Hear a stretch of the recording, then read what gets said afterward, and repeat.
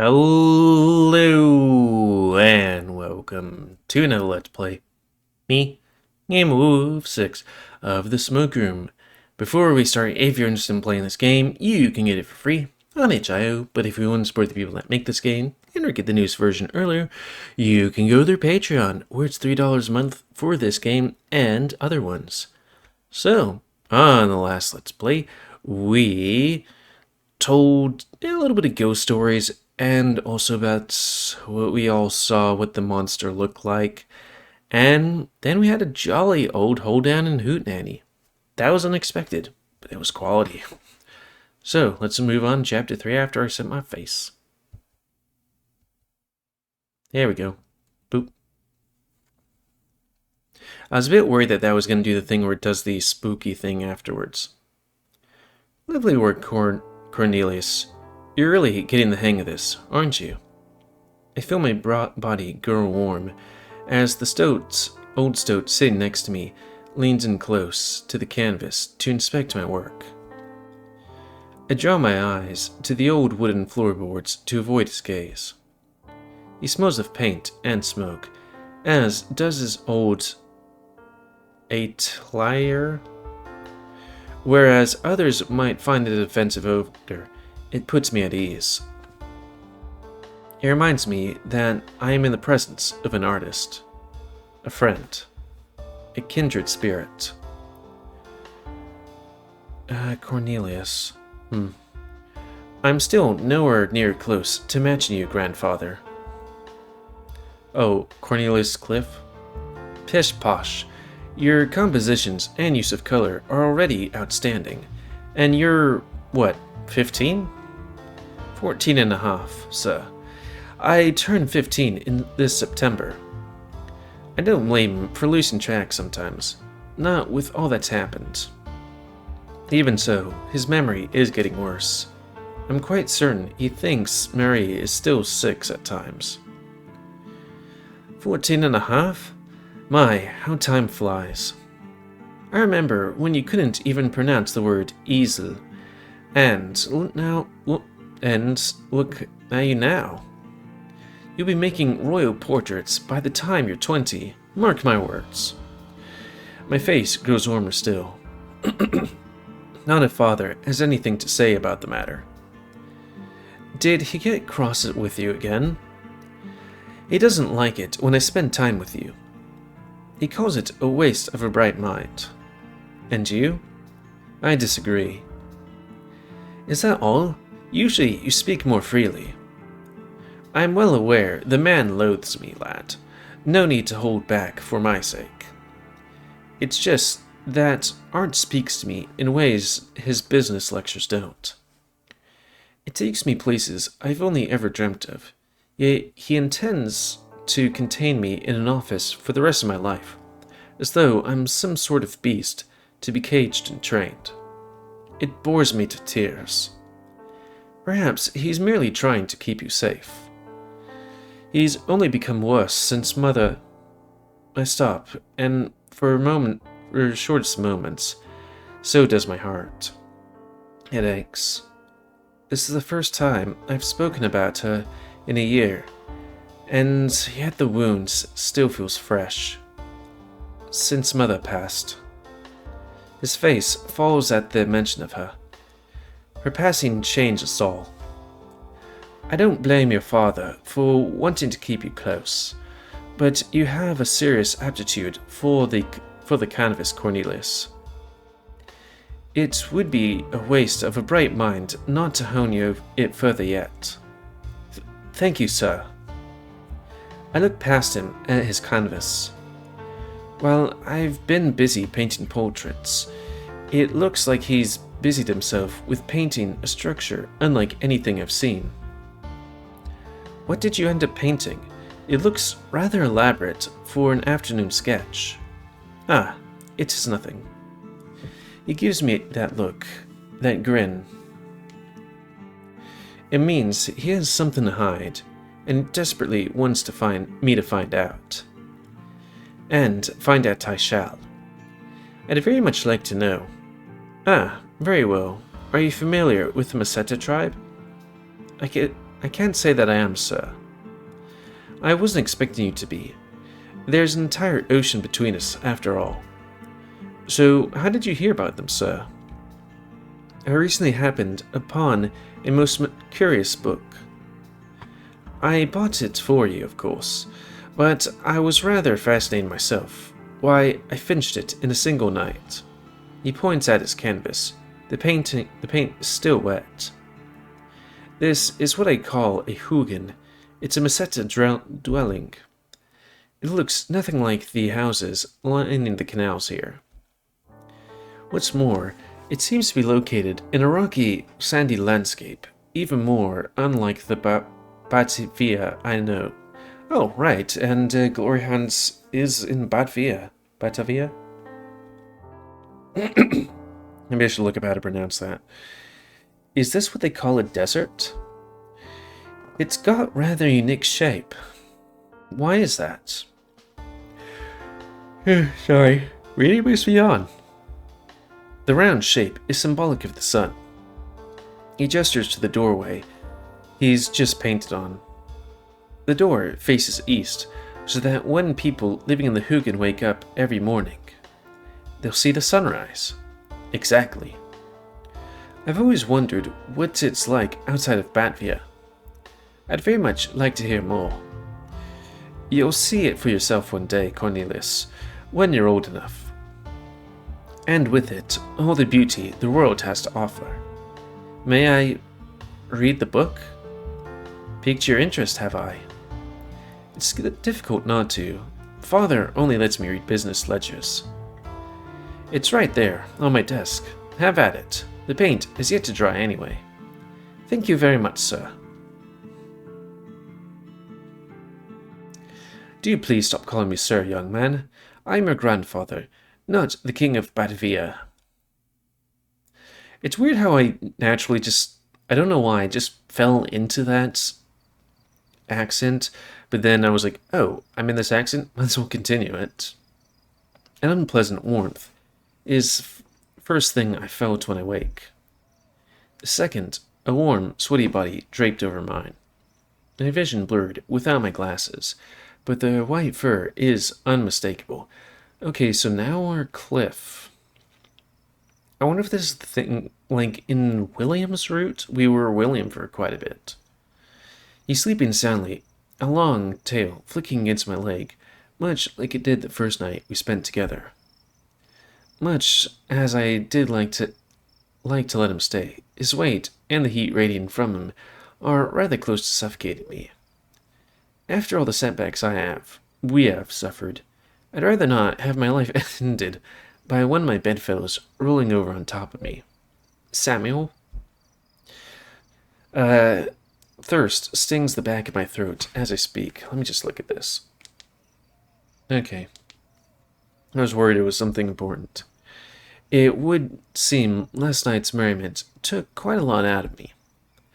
I give him a little tap on his head. This gets a little reaction from him. His tail flicks against my leg again. It tickles, and I can't keep myself from twitching. Samuel! I struggle to get out from under him, but his weight has reduced me to writhing rather awkwardly. Quite unbecoming, but it does cause him to stir and finally open his eyes. Without my glasses, I can only see the color, the brilliant red, and immediately all is forgiven. He makes a sound somewhere between a grunt and a purr, and yawns. I'm gonna have to censor that. Oh man, that is a lot right there. Morning, Professor. He looks down and doubts, realizing he's crushing me. Oh, I'm sorry. Oh heavens, no, it's quite alright. It actually makes me quite erect. Putting on airs to become as comfortable and slipping into a shirt. My voice manages to go up a pitch when I'm around him. Did you sleep well? Yeah. Not for a morning conversation. I'm used to it by now. Just keep an eye on the audio. Father always told me I could talk for two. Did you? like a rock, as you say over here. He gets up on his knees, and I savor the breath I've been holding in these past long minutes. He seems to regard my predicament with a degree of amusement. And while I usually cannot tell whether his affection for me is genuine or part of his profession, this smile in particular seems true enough to me. I don't quite know what time it is at the moment. It still looks rather dark out. I haven't heard anyone call for me yet. For all I know, we still have hours before we have to leave, or need. And it still wouldn't be enough. His fingers dance down my chest. My hurt thumbs underneath them, a bit more flatantly than I would like, or fanatically. He looks anything but restless. It's the first time I've seen him without a furrowed brow, without bags under his eyes. I sit up, and he leans forward, meeting me halfway. The kiss we share is long, and yet all too brief for my liking. I don't know what he's feeling right now, but it's the only way I can convey what I truly feel, what even I lack the vernacular to express. I wish it did not have to be this way. I wish I could spirit him away in the dead of night to some far-off foreign country where no one knows our names, where we can shed the hand of cards society has dealt us and start fresh, where both of us can stop pretending to be people we are most certainly not. But once this is all over, I might never see this man again. When I pull away from him, the world feels a lot colder. I take solace in his paw, cupping my cheek, and clasp it tightly. Thank you. What you making a sad face for? Oh. I put on my brightest smile once more.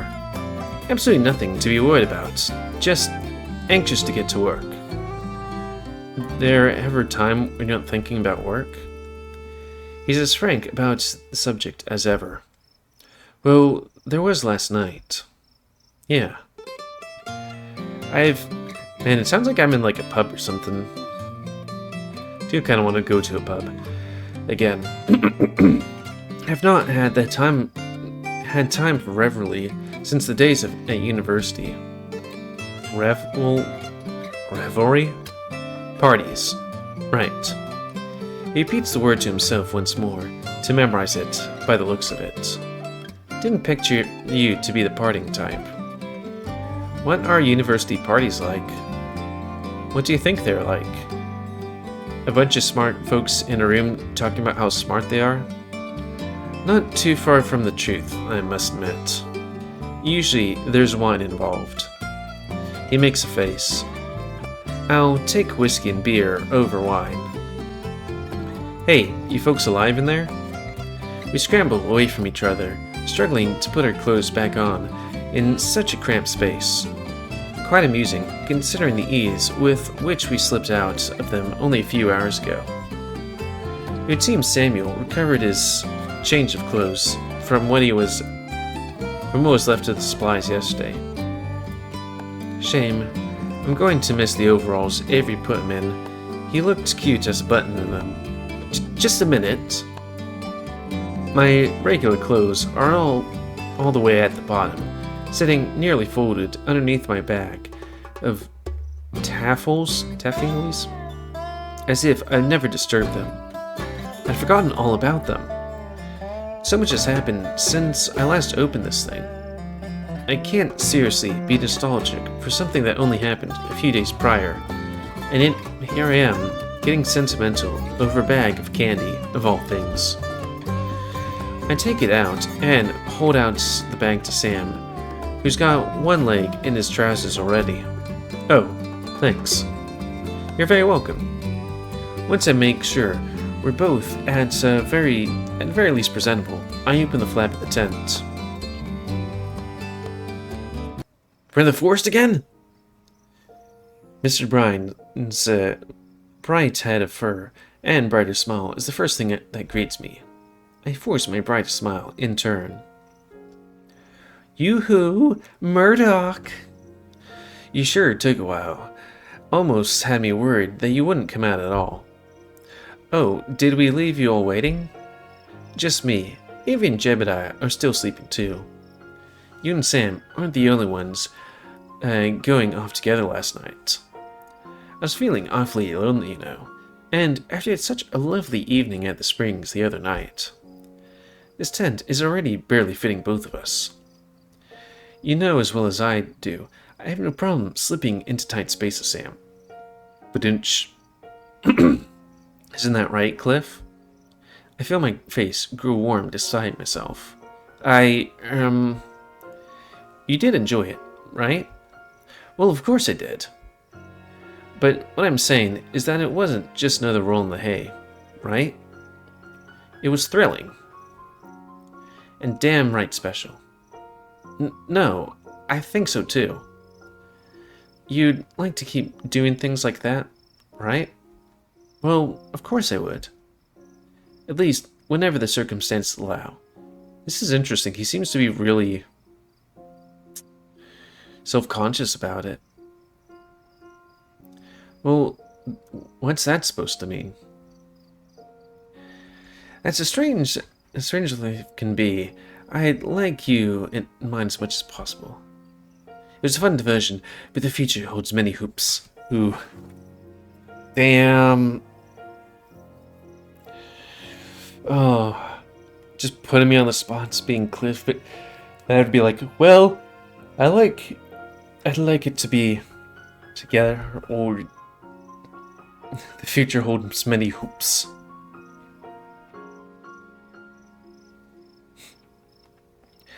Hopefully we can be polyamorous or something like that. I mean, we did have a threesome, and Sam also, like, we've all had sex with each other, though I'm not sure about Sam and Murdoch.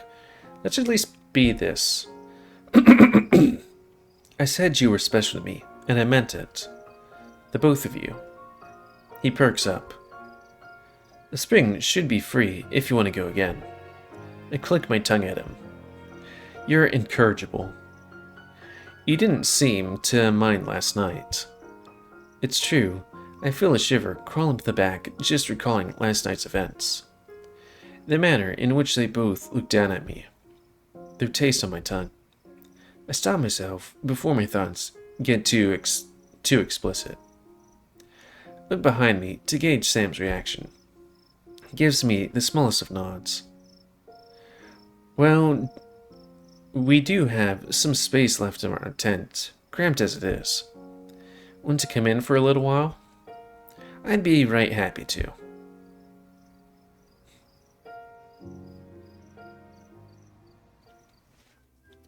After he bid goodbye to everyone we met last night, we once again set off, hopefully for the last time. What, no little notebook where it's like, and then this person was decapitated, and the deputy found the body. It's amusing, in a way. My studies have taken me to places far more seasoned explorers were afraid to tread, yet none of my journeys have been quite as perilous or fraught with terror as this one. I wonder what my superiors will say about what happened to me if I present them with naked honesty. I wonder what they think of Echo, that bustling jewel in the sand, and of its inhabitants. I doubt most things that transpired will even make it into my report once it's all this done. A monster come for us in the night, a man murdered in a mine, and a mysterious cabin out in the woods. But last but not least, the rat getting whisked away with no one knowing where he went. Now, is that the character that was taken from the other camp? Or are we talking about the character who was decapitated in William's route? You know, that beat up Cliff. Sorry, probably should mute when I do that. It'd probably reject outright. And then there's Samuel and Murdoch. Well, that part of my story will certainly remain private for now. Well, we don't have sex escapades? I'll have to settle for treasuring these last few days I can spend with them. Perhaps By the time I'm old and decrepit, it might make for a nice chapter in my autobiography. As the sun slowly ascends from the sky, once again I feel scorching desert heat barreling down on me. I scarcely left camp, and my shirt is already clinging to my fur. After I just bathed this morning too, that's one thing I'm not going to miss about this place. How much ground are we covering today? I'm quite jealous of the composure Sam carries in public as we wake in the wake of terror. Whether it's all a front or not, he makes it look easy. I wish that Clifford tips that I could be that confident. Cliff? Oh. Caught myself daydreaming again. I clear my throat, my muzzle dry again. We should be there in a little while, I'd say. Not too long now. Y'all still got legs to stand on? Someone's perky today. Don't worry, we've built up some muscle. We should be getting plenty of time to recuperate in the coming week. I mostly can't wait to put on my regular clothes again. A week? Man, that's a face. Studying takes time, Samuel. A week isn't even that long. There's studies which take months, if not years. So it's a vacation of sorts. He shrugs nonchalantly. Not for you, it isn't. I still need someone to take pictures for my thesis, you know? Too bad. I was looking forward to seeing the sights this town has to offer. But you're going around taking pictures. It's going to be seeing sights, literally. Maybe do some nature photografia? One sec. All of a sudden, a coughing fit came on. He's shut in the face. He's butchering now on purpose, isn't he? Still, it's good enough to get a chuckle out of me. It's not a happy place, I'll have you know. That comment seemed to aim solely at me. I have a little choice but to take it in stride. Are there lots of folks still living in the settlement?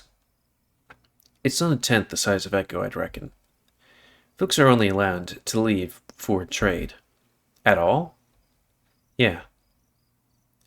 And only with permission from the military or an agent. Why? So that they can control us. Keep an eye on us. He scoffs. Can't go where we please. Can't do what we please as we please. It pains me to hear that. I'm well aware of the way my contemporaries discuss the Mesete, as well as other tribes like them, but still, it's quite disheartening. I strive to improve relations between us, so we can understand one another. The last thing I want is to dismantle our relationship further. Has anyone ever raised a fuss about it? Believe me, plenty people have. But we don't make the rules. Their military is all too happy to bend their own to take what they want from us. Yep. I'm sure, with a little correct reasoning. I trail off as their eyes bore into me. How do you go about changing a situation like this? The desert isn't a good place to ponder matters like these. Either way, I'm starting to get parched. By the time the sun's looming in the sky, we reach a large town gate, not unlike Echo's. There are two canines posted at the entrance, but their garb doesn't resemble what I know of Meseta clothing. They look armed to the teeth. Jebediah walks ahead to talk to them. One of them turns his head to give us a once-over. Even after focusing his attention on Jebediah once more, his eyes stay glued to Avery and our fisherman friends. Are they fishermen? Again, like a handful of episodes ago, I haven't played this game since January, February, March? Yeah, and it's October now. It's a look of utmost disdain I've not seen the likes of since the gentleman of Saguro's hip brought me outside. You know, when they beat Cliff up. He finally tips his head back, shouting something I can't quite make out. Chaya beckons us near, and a sturdy metal gate opens with a shriek that might as well be loud enough to wake up the entire settlement. Or no one, it seems. The streets are almost empty. It's as densely packed as a charming little town could be, but there are no people to fill the denseness, no joy to fill the silence. No laughing children, no sound of young men hawking newspapers, no ladies discussing gossip on the square. What is there just feels hollow, eerie, and abandoned in a hurry, as if abandoned in a hurry. None of the unique architecture I've read about is present, and neither are the colorful fabrics I saw in Madana's home. In fact, there's nearly a speck of color to be found at all. Not just the gate resembles Echo, but the entire town, from its wooden buildings to the position of the lone church sitting on the other end of the long street we're in. All the woodwork painted entirely white. It's quite striking. A stark contrast to the rather drab architecture around it. Odd to call this place a settlement when I don't see nobody. They're most likely still asleep. Sorry, I have to cough again.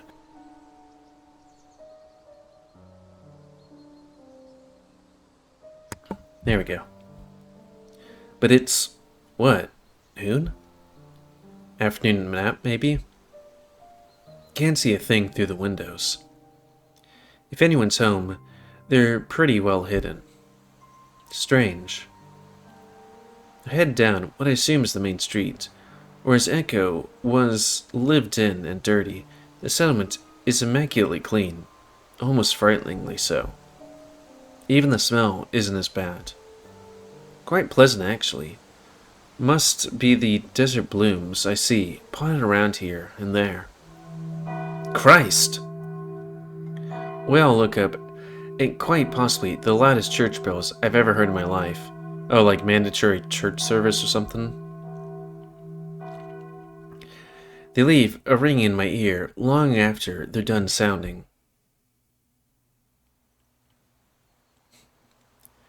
Looks like there might be a service going on. Like, I just looked at the times like, oh, we're pretty close to the end. Maybe that's where the welcoming party's hiding? Didn't think that many Maseta followed Jesus. I noticed Avery's expression shifting from curiosity to pain.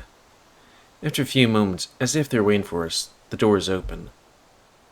An imposing heroine stands in the doorway, paying us little mind.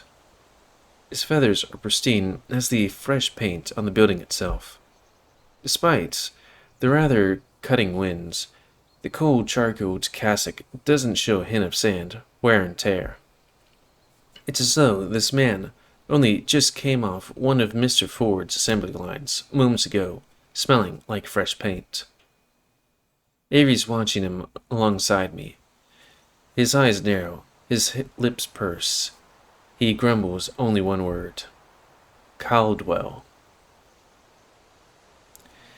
So this is my contact. I expect him to be more like the people I met in Echo, rowdy, unwashed, but this man looks like he came from another world entirely. When we finally do catch his attention, it was as though he's peering right through our beings, looking into the distance as people stream out of the church onto the streets. It doesn't take him long to regard the wind, to brush off his shoulder, and bellow back into the church past the crowd still spilling out. Their footfalls are the only sound I hear, rhythmic, loud, as if they're marching in formation. It's quite a sight to see, though I don't know whether to be impressed or unsettled. Even so, none of them look particularly happy. Those who notice us quickly avert their eyes and disperse, leaving the streets just as empty as they were moments ago. All without making a sound. That was a grim procession. I think we might call it here, you know? Because it's 30 minutes, and it might be a scene change soon, or it might not be. But, yeah, it's a good time to call it. And, yeah. I guess there's things to say, but not things I already haven't said before about stuff. Anyways, the end of this, let's place a comment, because I like comments, them you know, dislike, tips, tricks, otherwise, if you like me, YouTube, and like see it grow, then please like, subscribe, and check out every step it grow. Please remember to spay new animals to help control the pit population. And until next time, let's wait.